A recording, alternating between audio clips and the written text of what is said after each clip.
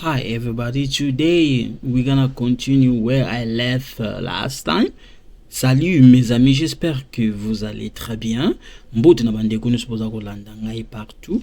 Na oyo toza na ngonga kokanate lelo na kolobela na nepai oyo na tikaki na semaine ute koleka.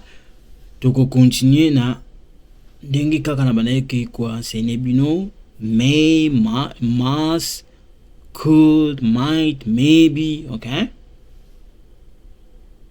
Tika toleka na biso yango.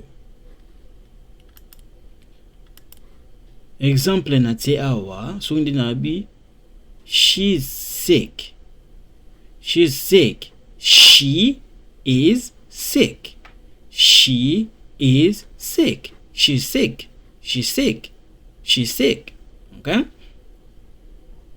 She must be sick. She must be sick. She must be sick. She didn't look well yesterday. She didn't look well yesterday.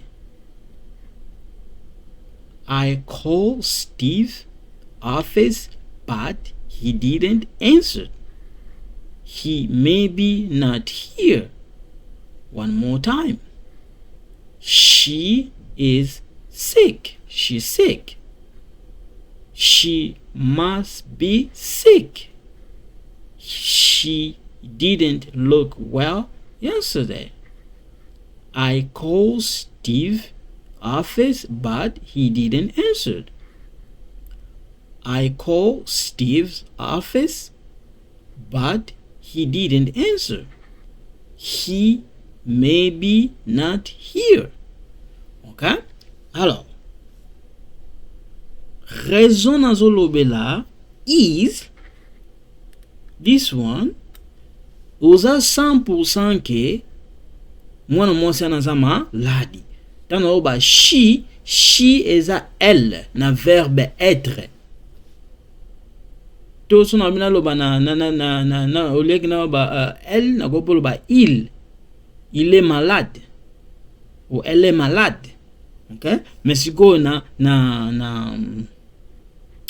o eza pronom, hein? Eza pronom. Alors, siko yo oza sûr 100% que aza malade. Yango monete 100%. Okay? Yango monete ndengwana. Siko yo oza sûr oza 95% hein? Na français ba belge oza sûr que ala malade. Mais oza vraiment 100% te. Yango mona lobi ko na komi she must be sick. So you are 95% sure that she's sick, but you're not 100%. She didn't look well yesterday. So ndenge moko oza 95% sûr, moza 100% sûr te, okay? To ye awa less than 50% sure, okay? Donc na ka oyo I called Steve's office, but he didn't answer. He may be not here.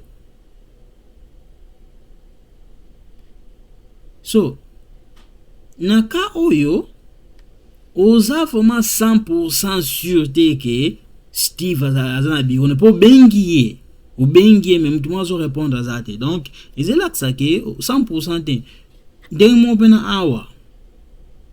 He may be not here. Donc oza 100% que Steve azana bureau. Vous comprenez, hein? Donc yango wana na so lobela. So vous comprenez bien te tindelanga un message na répondre yo numéro na WhatsApp eza na site na internet. So vous continue site na internet au mona ya, okay? Donc guys, you see the reason I put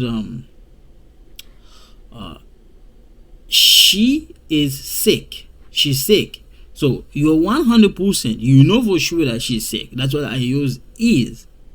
That's verb to be, okay? So she must be sick, but you're not 100%, but you're only 95% sure that she's sick. Okay? She didn't look well yesterday. Okay? So, for sure that you know it, but you're not 100%. You know what I mean? So, same thing with here. I called Steve's office, but he didn't answer. So, that's one, you're not even close to 70%. No. You're not really sure. No. That's not even 100%. Not even 70%. Okay? Same thing here.